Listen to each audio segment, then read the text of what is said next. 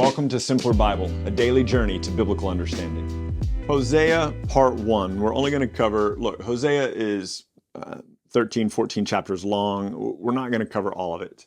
Well, we're going to get through chapter 13, but not all of it, all right? And so Hosea part 1, today we're going to get through chapters 1 through 3. Really key things here. Thankfully, Hosea tells us when he was a prophet, and it begins this way. The word of the Lord that came to Hosea, the son of Beri, in the days of Uzziah, Jotham, Ahaz, and Hezekiah, kings of Judah, and in the days of Jeroboam, the son of Joash, king of Israel.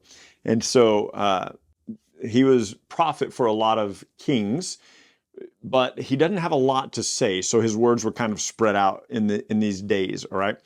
So when the Lord first spoke through Hosea, the Lord said to Hosea, go and take for yourself a wife of whoredom and have children of whoredom. So go and take an unfaithful wife. Some people have said that that meant go and take a prostitute. Maybe.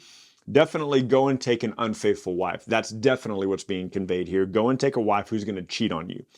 And it says, and then you will have children of whoredom, children that aren't yours, because she's committing adultery with these other men. For the land commits great whoredom by forsaking the Lord. So he went and took Gomer, the daughter of Diblaim, and she conceived and bore him a son. And the Lord said, call his name Jezreel, for in just a little while I will punish the household of Jehu for the blood of Jezreel, and I will put an end to the kingdom of the house of Israel. So you might not remember this story, but when Jehu was king, and he kind of brought victory against Ahab's household, one of the things that he did is he sent a message he killed all the people in Jezreel, and he sent messages to the people saying, hey, look, take the sons of Ahab and put them on the throne. And so Jehu was doing some stuff that he was supposed to be doing. He's decimating the house of Ahab. He's bringing it to an end, but Jehu kind of went a little overboard. And so God says, call his name Jezreel, and I'm going to bring judgment on the people for the sin of Jehu and put an end to the kingdom of the house of Israel. On that day, I will break the bow of Israel in the valley of Jezreel. So that's this wife, Gomer, she conceived again and bore a daughter. And the Lord said, call her name No Mercy, for I will have no more mercy on the house of Israel, and I will not forgive them at all. But I will have mercy on the house of Judah. I will save them by the Lord their God. I will not save them by bow or sword or by war or horses or horsemen. So think of Hezekiah there. Think of the 185,000 soldiers that were put to death in the Assyrian army. When she weaned no mercy, she conceived and bore a son. And the Lord said, call his name Not My People, for you are not my people and I am not your God. So one of the things to consider here is that as Hosea is holding his new son, his third child, which none of these are his children, it doesn't seem so far, or at least the first two have terrible names. He's holding this third child, and God says, name him Not My Kid.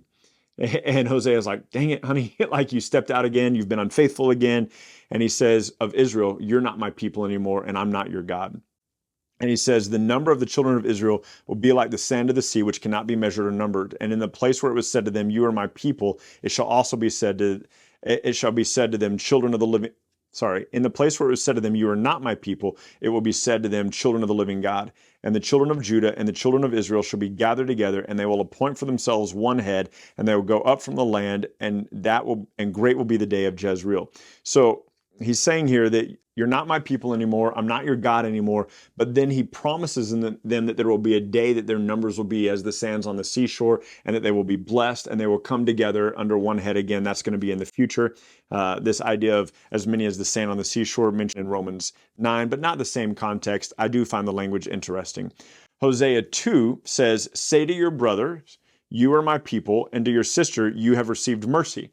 So the third son was called, you're not my people. The sister, the second one, was called, I will show you no mercy. And God's saying, but now I will show you mercy. Now I will call you my people.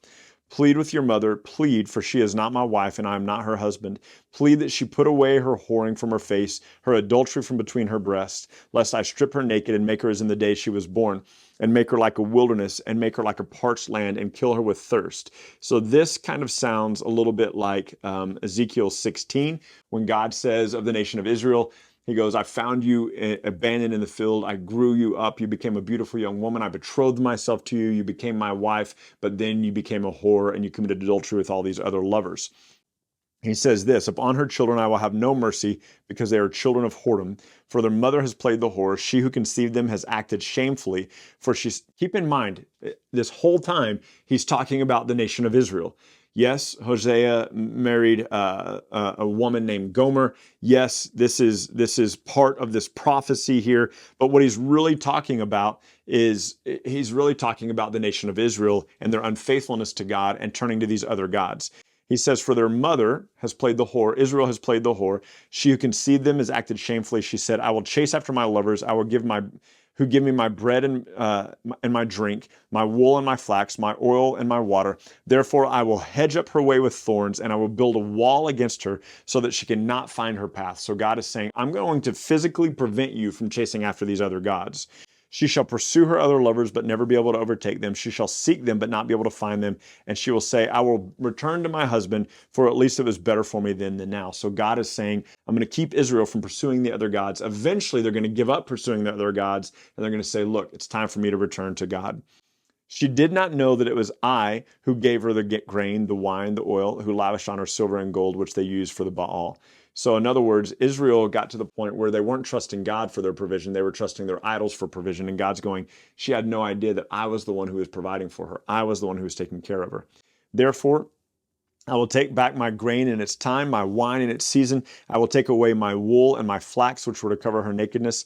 And now I will uncover her lewdness, her sinfulness in the sight of her lovers, and no one will rescue her out of my hand. I will put an end to all of her mirth, her joy, her feasts, her new moons, her Sabbaths, all of her appointed feasts. I will lay waste to her vines and her fig trees. We've seen that recently in one of the prophets, of which she said, these are my wages, which my lovers have given me. I will make them a forest, and the beasts of the field will devour them. I will punish her for her feast days of the Baals, the false gods she served, when she burned offerings to them and adorned herself with her ring and jewelry, and she went after other lovers and forgot me, declares the Lord. Therefore, behold, so I need you to get this. This is one of the most beautiful things, I think, in the book of Hosea. They've rejected me. They've turned to other gods. They have forgotten that I provided for them. God says, I betrothed them to me as a husband, but they've rejected me. They've turned to other lovers. They've turned to other gods. They don't give me any credit for my provision for them. They don't have any love for me. They're offering their children as sacrifices. They've turned to all this wickedness. So I'm going to stop her from chasing after her other lovers. And then this is what I'm going to do to her. And you're thinking, here comes the heavy hand of God. Here comes his judgment. And listen to what he says. Therefore, here's what I'm going to do to her. Verse 14. I will allure her and bring her into the wilderness. I will speak softly to her. And there I will give her the vineyards to make the valley of Achor a door of hope. And she shall answer me as in the days of her youth, as at that time when she came out of the land of Egypt, when she was a young nation. Remember, it's still about the nation of Israel. And in that day, declares the Lord God, you will call me my husband and no longer call me my master. So he says, here's how I'm going to respond to her being so wicked. I'm going to speak tenderly to her. I'm going to speak kindly to her. I'm going to win her back to me so that she will have hope again, so that she'll be restored in her youth, like when I first brought her out of Egypt. For I will remove the names of the Baals from her mouth. They will be remembered by name no more. I will make for them a covenant on that day with the beasts of the field, the birds of the heaven, and the creeping things of the ground. I will abolish the bow and the sword and the war from the land, and I will make you to lie down in safety. I will betroth you to me. That's like an engagement, but it's more serious in the Jewish culture than it is in our culture. I will betroth you to me in righteousness and in justice and in steadfast love and mercy. Righteousness, justice, love, mercy. Man, does that sound like salvation? Beautiful, right? I will betroth you to me in faithfulness, and you will know the Lord. In that day I will answer, declares the Lord. I will answer the heavens, and notice in that day, and they will answer the earth, and the earth will answer the grain and the wine and the oil, and they shall answer Jezreel, and I will sow her for myself in the land, and I will have mercy on no mercy, and I will say to the people who are not my people, you are now my people, and they will say, and you are our God. And the Lord said to me, now he's speaking back to Hosea, so go again and love a woman who is loved by another man. Remember, this is a picture of Israel. Go and love a woman who is loved by another man who is an adulteress, even as the Lord loves the children of Israel, though they turn to other gods and love the cakes of raisins. So I bought my wife back for 15 shekels of silver and a homer of barley. And I said to her, you will dwell as mine for many days. You shall not play the whore. You shall not belong to another man. And I will treat you the same way. For the children of Israel shall dwell many days without a king or a prince, without sacrifice or pillar, without household gods. Afterward, the children of Israel shall return and seek the Lord their God and David their king, and they shall come in the fear of the Lord to his goodness in the latter days. There's several clues here you need to see. So Hosea goes and he brings back Gomer to himself. And then it says this, for the children of Israel will dwell many days without a king, without a prince, without sacrifice, without pillar, without household gods, without ephods. And then they will eventually return to seek the Lord, and God will be their king. David will be their king, and they will come in the fear of the Lord, and they will be joined back to his goodness in the latter days.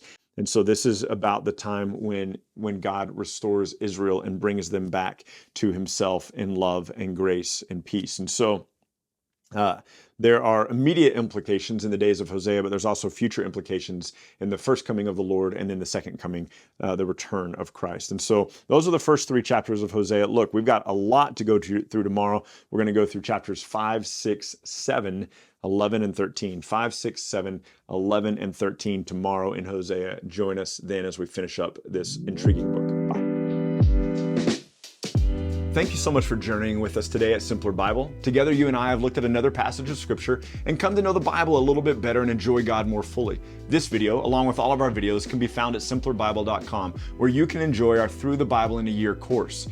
You can also enjoy a wealth of resources, blog posts that take you a little bit deeper into the text, a Bible study format that you can use with your small groups or your family, and we're creating new content all the time, all with the commitment to help us be people who know and enjoy God more fully. Thank you so much for being part of it, and we can't wait to see you next time.